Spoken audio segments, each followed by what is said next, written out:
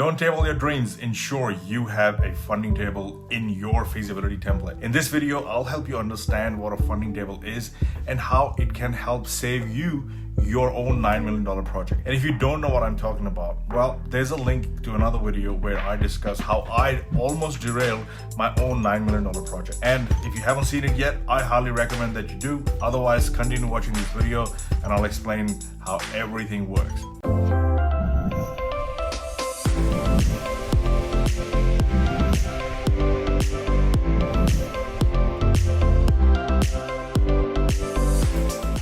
So here's why you must have a funding table in your feasibility template. Imagine hitting a pause halfway through your project because, hey, you ran out of money or you ran out of cash. And that's exactly what nearly derailed my $9 million project early in my career.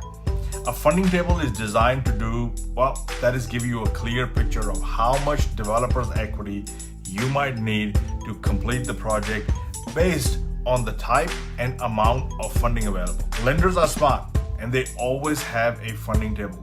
So why don't we? So here's your funding table, your roadmap to budgeting brilliant. So if you look here, you'll see that this is for a mixed use development and we're using smart feasibility calculator here.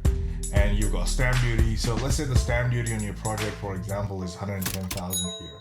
And if you say, who's going to be funding that stamp duty? Because your bank might just say, hey, we don't fund stamp duty. And in that scenario, which means it's a cost that's got to be funded for the project to complete, that money is not going to come from the bank. So in that scenario, if your bank does allow and you say, hey, we can use that, but I need some more money to fund the project. So in that scenario, you would say, okay, 50% of the stamp duty we've spoken to the bank and we can account for as part of the total cost because banks will consider that in that scenario. So that is if you have a extra collateral available.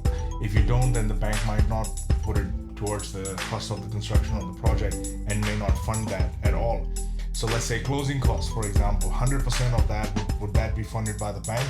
And what this actually means is that your real estate agent's commission that's going to come towards the end of it, is that going to be considered part of the cost for the project? For the purpose of this exercise, yes, they are funded by the bank, but in reality they are not, because any money that comes in, the agent takes his commission up front, or you have to account for it when they give you the pre-sale contract. So there are lots of moving parts here, but what I want you to understand is that a funding table allows you to fluidly decide which of the costs will be funded by the bank or will be considered by the bank as part of the total cost. So let's say finance costs, for example. Now these are capitalized, for example, but land finance costs in this scenario means that you bought a piece of land and then you had 12 months to get a permit on it or get a development approval on that block of land. But during that time, you were holding it, and there was some interest costs that you incurred during that holding period. So bank's never going to let you add those costs, the $76,600 in this scenario, to be able to add that to your total development cost. That's something that's coming out of your pocket completely. So in that scenario, we will always have the land finance costs added. If you see bank TDC and developer equity, what it's actually doing is, depending upon the percentage that you add in your funding table, it will allow you to quantify the total cost that the developer has to fund and that the bank would consider as your hard cost, so that they can lend you based on that. So if you see here, you've got bank's TDC, and you can go with this option. So if I check this out, you'll see that now we are calculating the maximum debt based on what we can borrow from the bank. And you'll see the effective LDR, or the loan to value ratio, or the loan to cost, now falls to 54%. Although the bank is lending you 70% of the total cost, which is what almost derailed my $9 million project. So those are the things that you got to remember. Now this funding table in Smart Feasibility Calculator gives you an option to have 1, 2, 3, 4, 5 different ways to calculate the maximum amount of equity that you might need. And what you can do with SFC is that you can start creating multiple copies of the same feasibility and changing different options in it very quickly to be able to figure out, okay, what does that look like? What is the overall impact on my project if I'm borrowing money based on the bank's TDC? let's say you have a special lender that says, no matter what your cost, add everything, I'll give you 60%. And in that scenario, you would use something like this. Let's say you've got your total sales and you go to a lender and you say, hey, can you borrow me money against total sales?